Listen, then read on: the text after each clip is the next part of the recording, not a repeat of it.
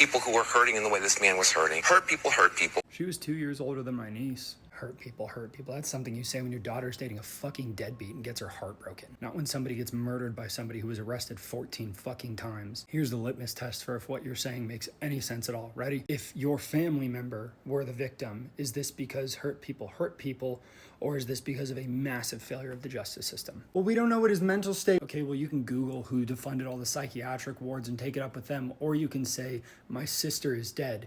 It doesn't matter. It simply does not matter. Because let's try that litmus test again. Do you remember it? Somebody just killed your mom. Do you care about his mental state? The entire nation knows that someone just killed your best friend. No major media outlets are covering it. Are you mad that they're acting like nothing happened? They are scrubbing the Wikipedia page and you can barely Google her name. Do you care about the socioeconomic state of things? But don't worry, the mayor came out to speak about it, to say that we can't arrest our way out of homelessness and mental health issues, despite the fact that this wouldn't have happened if the person who murdered your cousin wasn't let out of jail again. We prosecute bartenders if they overserve drinks to someone and that leads to a crime. This judge is not going to experience a single ounce of punishment. Do you care about the reasons and the rationale and the explanation for why something like this happened? No.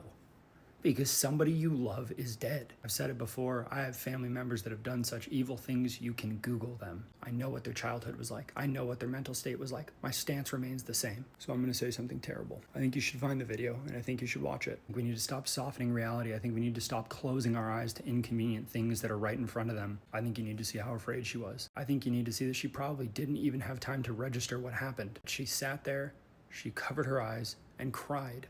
And no one did anything. They're propped up by prescribed principles that say, well, what about him? What about the bad guy? What about his story? What about when those principles prevent you from ever achieving true justice? She was 23.